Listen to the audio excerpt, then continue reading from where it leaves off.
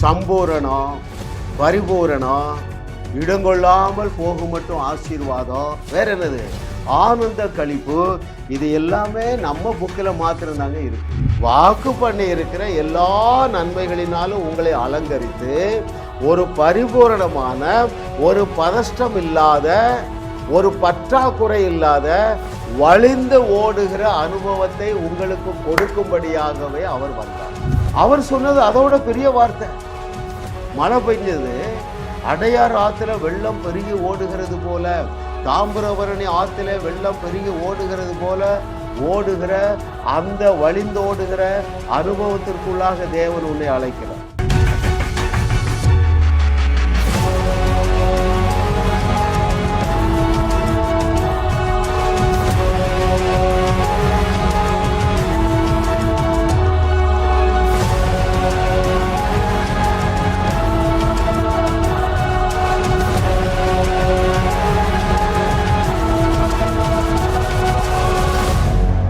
ஏன் நீங்கள் சத்தியத்தை சரியாக அறியும் போது விடுதலை என்று நம்முடைய நாதனாகிய இயேசு கிறிஸ்து ஏன் சொன்னார் தெரியுமா?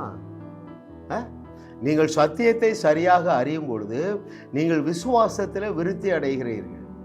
விசுவாசிக்கிறவர்களுக்கு எல்லாம் கூடும், ரைட்? பரிசுத்தவான்களுக்கு எல்லாம் கூடும் என்று சொல்லவில்லை. கவனிங்க, பரிசுத்தவான்களுக்கு எல்லாம் கூடும் என்று சொல்லவில்லை. நன்றாக ஜெபிக்கிறவர்களுக்கு எல்லாம் கூடும் என்று சொல்லவில்லை. விசுவாசிக்கிறவர்களுக்கு எல்லாம் கூடும். அப்போ எப்பொழுது உங்களுக்கு எல்லாம் கூடக்கூடிய விசுவாசம் வரும் என்றால் சத்தியத்தை நீங்கள் சரியாக அறிந்தால் போதும். ஹல்லேலூயா. சத்தியத்தை சரியாக அறிய என்னுடைய செய்திகளை காலையில் 2 கேட்டுருங்க, அட்லீஸ்ட் 1வது கேட்டுருங்க. லேடிஸ், நீங்கள் சமையல் பண்ணும்போதே கேட்டுருங்க.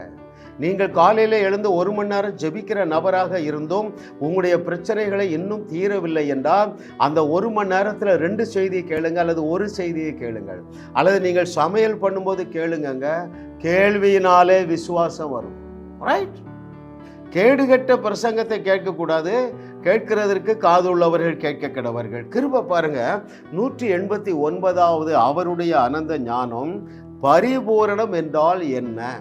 That's a subject we are going to discuss for another 20 minutes.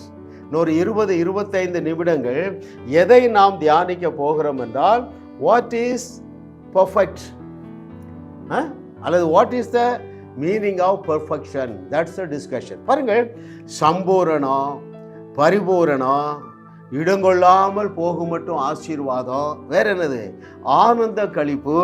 இது எல்லாமே நம்ம புக்கில் மாத்திரம்தாங்க இருக்கு. நான் திரும்ப சொல்லணுமா? சம்பூரணமான ஆசீர்வாதம், பரிபூரணமான தகுதி, இடங்கொள்ளாமல் போக மட்டும் ஆசீர்வாதம், ஆனந்த களிப்பு, நடனம், களிகூறுதல், எப்போ எல்லாமே நம்முடைய புஸ்தகத்தில் தான் இருக்குப்பா. வேற எந்த புஸ்தகத்திலும் இந்த வார்த்தையை பார்க்க முடியாதுங்க. ஆகையினால்தான் கர்த்தரை தெய்வமாக கொண்ட நாம் பாக்கியவான்கள். ஏனென்றால் அவருடைய தி புக்கு, விக்டோரியா மகாராணியார் மரித்து போனார்கள் பாருங்க, அவர்கள் தன்னுடைய அந்த சிங்காசனத்தில் உட்கார முன்பதாக டேக் மை புக் என்பார்களாம். உடனே வேலைக்காரர் அங்கே இருக்கிற வேதத்தை எடுத்துக்கொண்டு கொடுப்பானா, ரைட்? கர்த்தருடைய வேதத்தை கொண்டிருக்கிற நாம் பாக்கியவான்கள். ஏனென்றால் உங்களுக்கு பொங்கி வழிந்து ஓடுகிற ஒரு பரிபூரணமான ஆசீர்வாதத்தை இன்றைக்கு தேவனுடைய ஆவியானவர் கற்றுத்தரப்போகிறார். ஹல்லேலூயா. ஓ thank you Lord for your goodness. ஒரு வசனத்தை நான் வாசிப்போமா?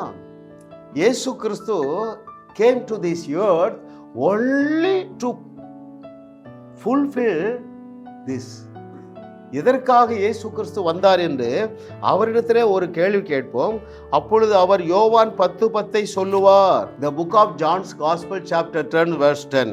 திருடன் திருடவும் கொல்லவும் அழிக்கவும் வருகிறான் என்று வேற ஒன்றுக்கு வரான், நானோ அவைகளுக்கு ஜீவன் உண்டாகவும் அது பரிபூரணப்படவும் வந்தேன். இயேசு எதுக்கு வந்தாருங்க? சிம்பிளா சொல்லி தரட்டா? வாக்கு பண்ணி இருக்கிற எல்லா நன்மைகளினாலும் உங்களை அலங்கரித்து ஒரு பரிபூரணமான, ஒரு பதஷ்டம் இல்லாத, ஒரு பற்றாக்குறை இல்லாத, வழிந்து ஓடுகிற அனுபவத்தை உங்களுக்கு கொடுக்கும்படியாகவே அவர் வந்தார். இதை விட எக்ஸ்பிளிசிட்டா எழுதவே சொல்லவே முடியாது பாருங்க. நானோ அவைகளுக்கு ஜீவன் உண்டாய் இருக்கவும் அது பரிபூரணப்படவும் வந்தேன். சிலுவைக்கு முன்பதாக சொல்லுகிறார். எபிரேயர் நிருப ஆக்கியோனும் பவுலும் இதை அந்த 6 வருஷம் எழுதுறாங்க. எபிரேயர் 10:14 எழுதியிருக்குது பாருங்க. அந்த ஒப்பற்ற ஒரே பலியினாலே நீங்கள் பரிபூரணமாக்கப்பட்டு இருக்கிறீர்கள். கொலோசையர் 2:10 எழுதுறாரு. அந்த பலியினாலே நீங்கள் பரிபூரணமாக்கப்பட்டு இருக்கிறீர்கள். அது நம்முடைய கர்த்தருக்கு லேசான காரியம். ஹல்லேலூயா. ஓ thank you Lord for your goodness. இப்போ வாட் இஸ் பர்ஃபெக்ட் இல்லையா? பரிபூரணம் என்றால் என்ன? நல்லா கவனிங்க. ஒரு நன்மையும் குறைவுபடாத வாழ்க்கை என்பது மாத்திரமல்ல, உங்கள் பாத்திரம் நிரம்பி வழிந்து ஓட வேண்டும். இதற்கு ரெஃபரன்ஸ் பல வசனம் எடுக்கலாம் பாருங்களேன். நீங்க காட்ஸ் பெஸ்ட்டை பெற்றுக்கொள்ள வேண்டும் என்றால் காட்ஸ் ஹார்ட்டை நீங்க அறிஞ்சிருக்கணும் இல்லையா? தேவனுடைய மிகச்சிறந்த ஆசீர்வாதங்களை பெற்றுக்கொள்ள வேண்டும் என்றால் உங்களை சிருஷ்டித்த உங்கள் தகப்பனாகிய தேவனுடைய இருதயத்தில் உங்களுக்கு என்ன இடம் இருக்கிற என்பதை அறிஞ்சு கொள்ளணுங்க. இல்லை என்றால் உங்களால் கற்றுக்கொள்ளவே முடியாது. அவருடைய நம்முடைய தகப்பனாகிய தேவனுடைய இருதயத்தை அறிந்திருந்த பவுல் சொல்லுகிறதே நான் உங்களுக்கு சொல்லட்டுமா? வாசிக்கட்டுமா? 2 கொரிந்தியர் 9வது அதிகாரம் 8வது வசனத்திலே தேவன் தன்னுடைய இருதயத்தை சொல்லுகிறார் பாருங்கள். 9:8 of the book of 2 Corinthians.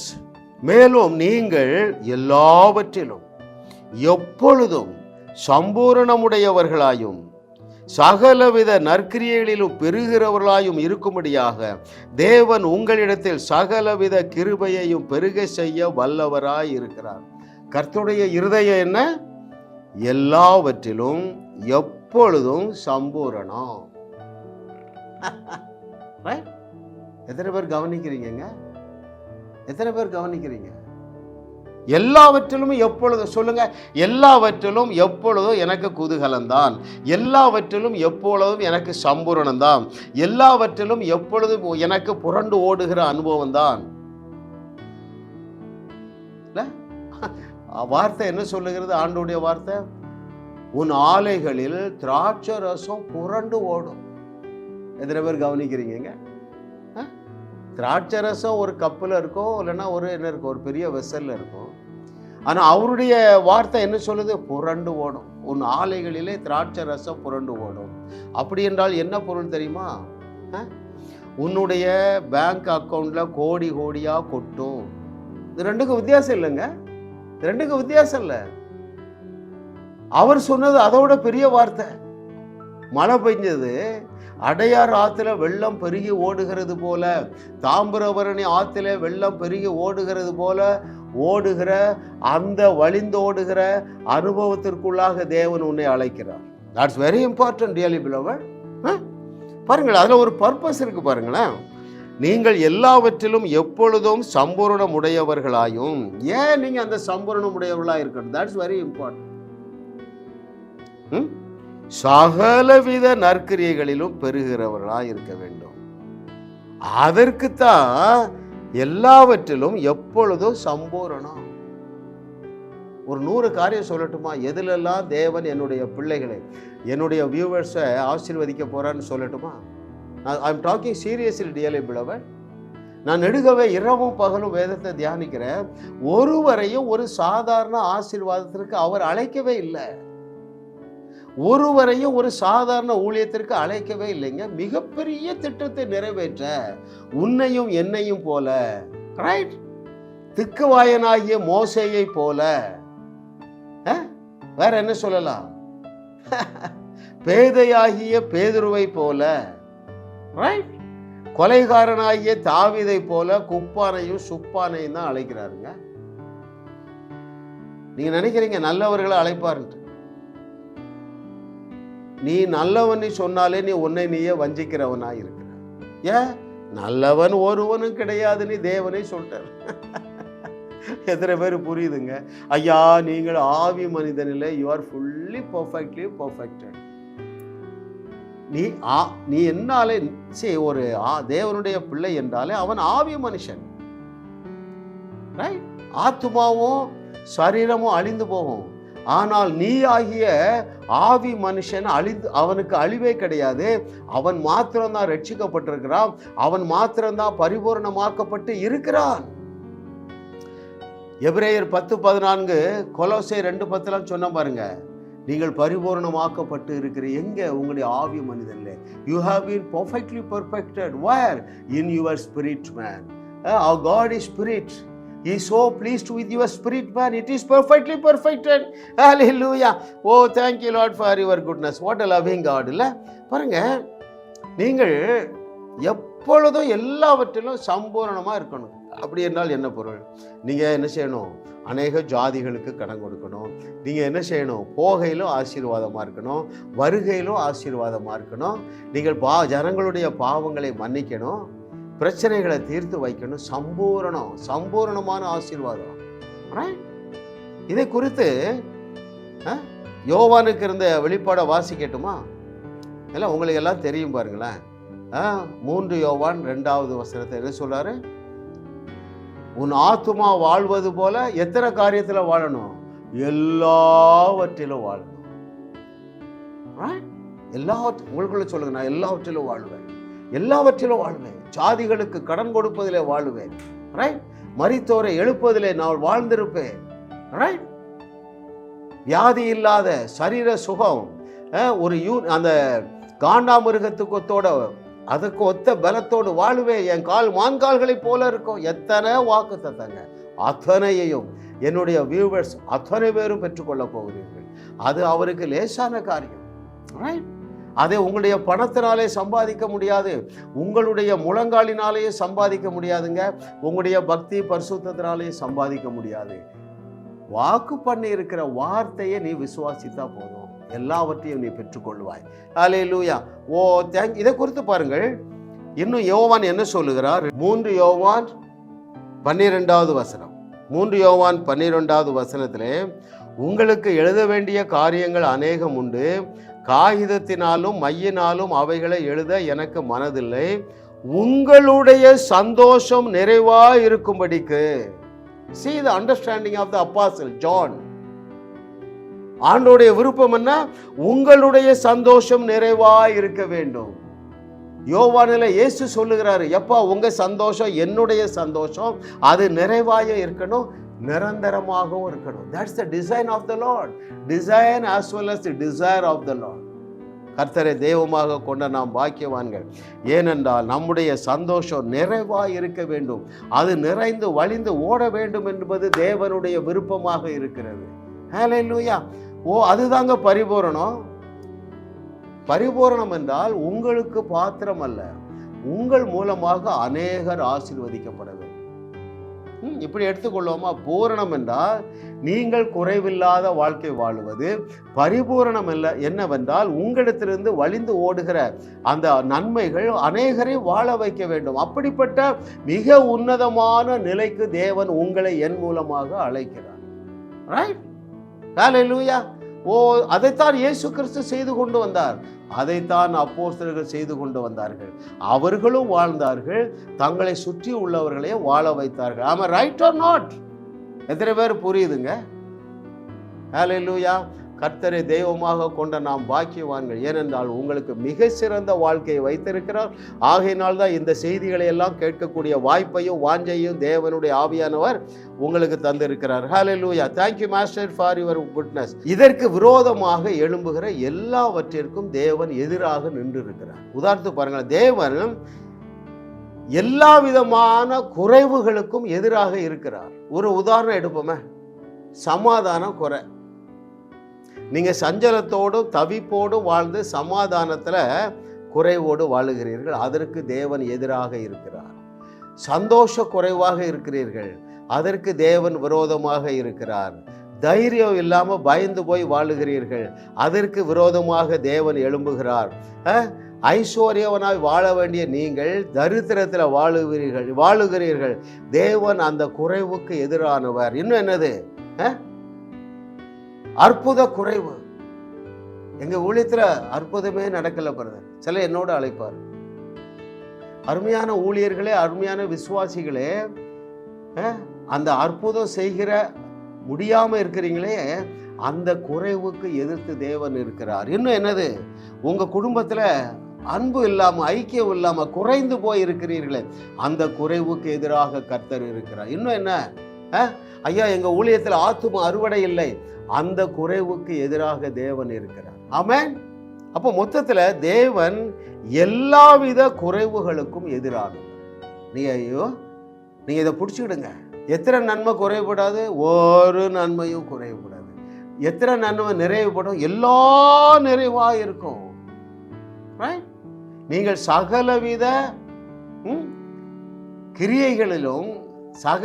கிரியைகளிலும் நற்கிரியைகளில் நீங்க பெருக, எல்லாவற்றிலும் எப்பொழுதும் சம்பூர்ணமான ஆசீர்வாதங்களை பெற்றுக்கொள்ளுவீர்கள். அது உங்களையும் வாழ வைக்கும், அயலகத்தாரையும் வையகத்தையும் வாழ வைக்கும் என்று கர்த்தர் சொல்லுகிறார். பாருங்கள், இப்போ சில உதாரணம் பார்ப்போம். சமாதான குறைவுக்கு அவர் எப்படி எதிரானவர் என்று சொல்லட்டுமா? சமாதான குறைவு என்ன? சமாதானம் இருந்து மனசுல சமாதானமே இல்லையா? எப்பொழுதும் ஒரு கவலை. அருமையான தேவர்களே, அந்த கவலையிலிருந்து நீங்க வெளியே வருவதற்கு அவர் எவ்வளவு ஆசையா இருக்கார் தெரியுமா? ஆகவே என்ன செஞ்சாரு?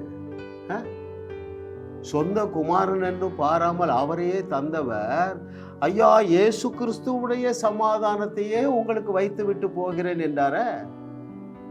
What is the quality of that divine peace? He himself says, it's not according to the situation. சூழ்நிலைகளுக்கு ஏற்பலப்பா. உலகம் எப்போதான் சமாதானத்தை தரும்? பிரச்சனை இல்லாமல் இருந்தால் கவலை, சூழ்நிலைகள் நல்லா இருந்தால் தான் சமாதானத்தை. ஏன் சமாதானம்? அப்படி இல்லைப்பா, எந்த சூழ்நிலையிலும் சமாதானமாக இருப்பா. அது சிங்கக்கவிக்குள்ளேயும் நீ ஜாலியாக இருப்பா, சிறைச்சாலைக்குள்ளேயும் பாட்டு பாடிட்டு இருப்பா, வேற எங்க சீருகிற நெருப்புலையும் நீ ஜாலியாக இருப்பா. எத்தனை பேருக்கு இது புரியுது? இருந்தாங்களே, நான் இல்லாததை பேசுவதே இல்லை. அருமையான தேவர்களை, வேதத்தில் ரெஃபரன்ஸ் இல்லாமல் நான் பேசவே மாட்டேங்க. ஹல்லேலூயா.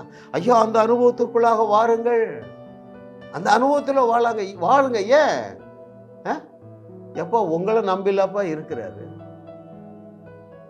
எப்படி கிபி முதல் நூற்றாண்டு, கிறிஸ்துவுக்கு முன், சிலுவைக்கு முன்பதாக முதலாவது நூற்றாண்டிலே இயேசு கிறிஸ்துவை நம்பியிருந்த பிதாவாகிய தேவன், கிபி முதல் நூற்றாண்டிலே சீடர்களை நம்பியிருந்த தேவன், 21வது நூற்றாண்டுல உன்னையும் என்னையும் நம்பி இல்லையா? யோசிங்க, இந்த கேள்விக்கு பதில கண்டுபிடிங்க.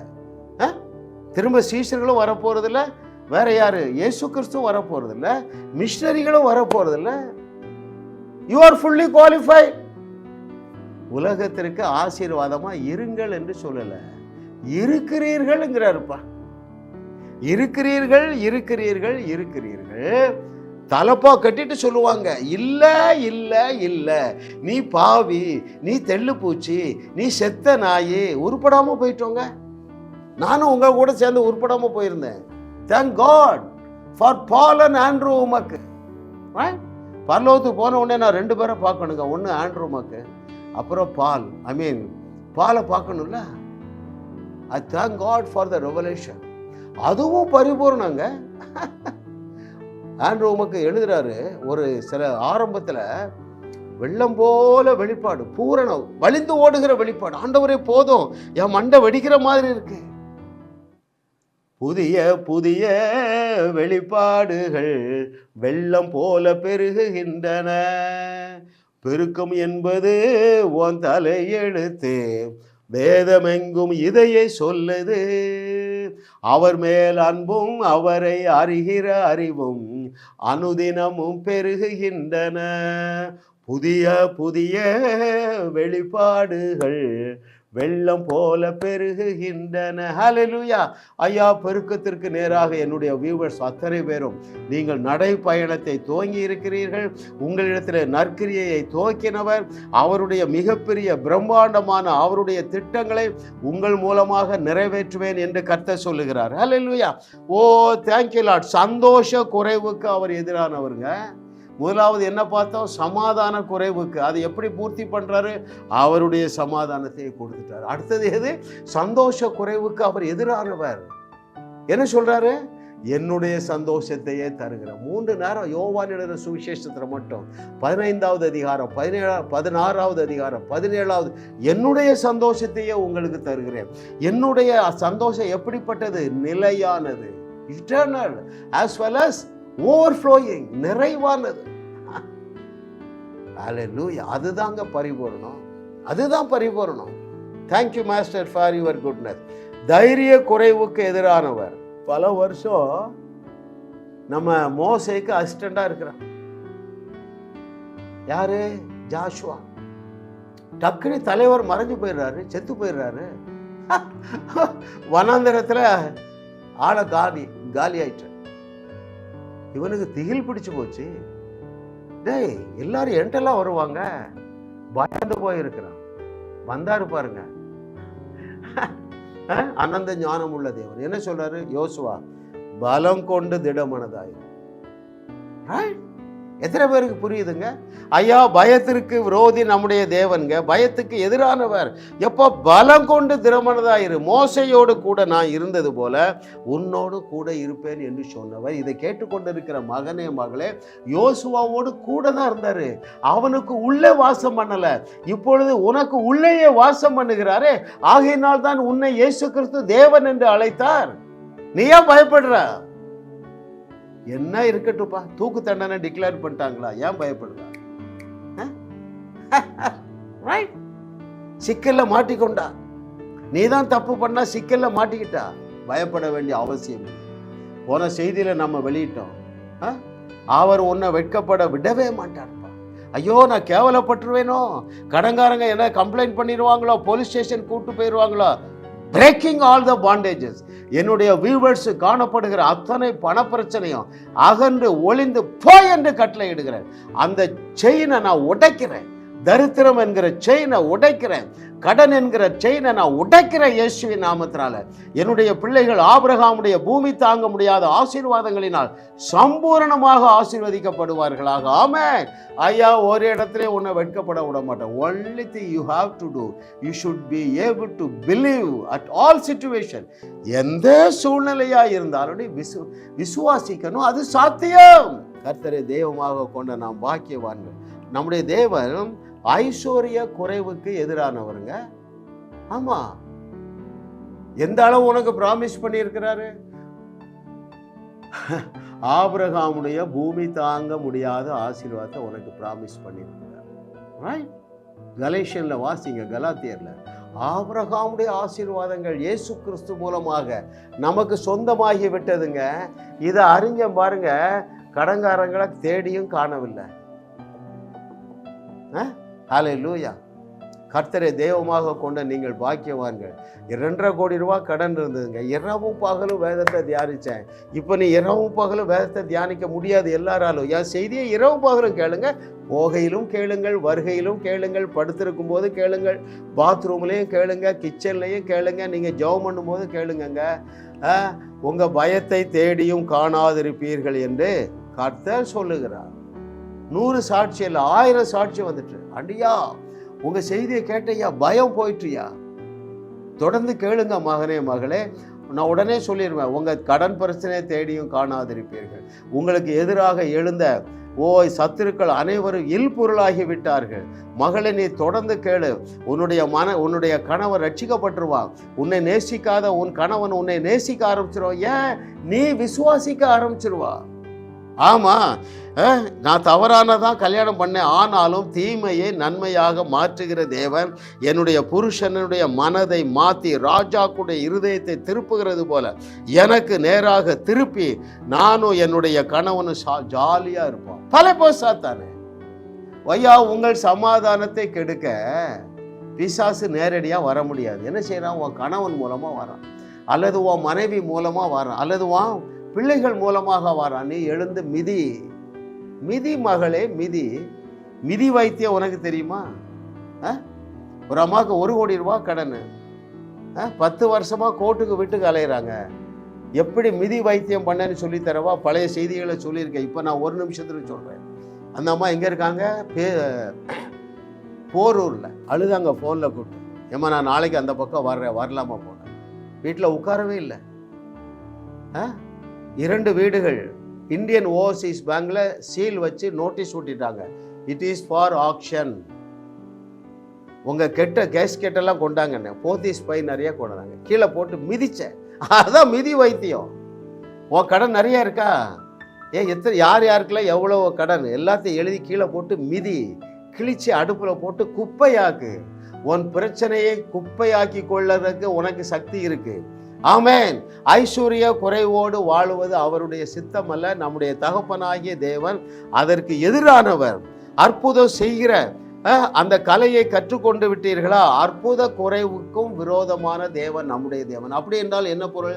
இயேசு கிறிஸ்து செய்த அற்புதங்களை எழுதினால் அந்த புஸ்தகங்கள் உலகம் கொள்ளாது. அதே போல என்னுடைய வியூவர்ஸ் அத்தனை பேரும் செய்ய போகிற அற்புதங்களை எழுதினால் அந்த புஸ்தகங்கள் உலகம் கொள்ளாது. ஏனென்றால் நான் அந்த நடதான் நடந்துட்டு இருக்கேன்.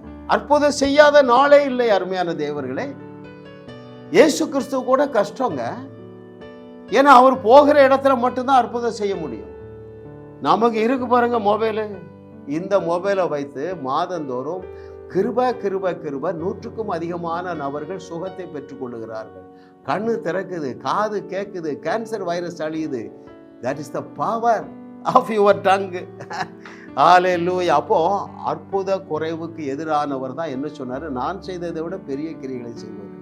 இன்னொன்று, ஆத்துமா அறுவடை குறைவுக்கும் எதிரானவர். அவர் என்ன சொல்லிட்டாரு?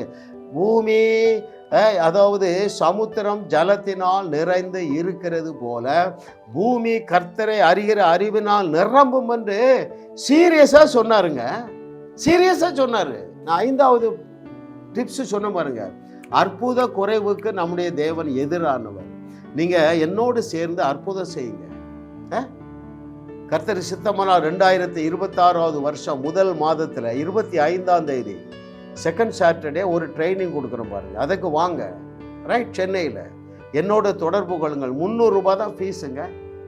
டெட் ரைசிங் எப்படி என்று கற்றுக் கொடுப்போம்.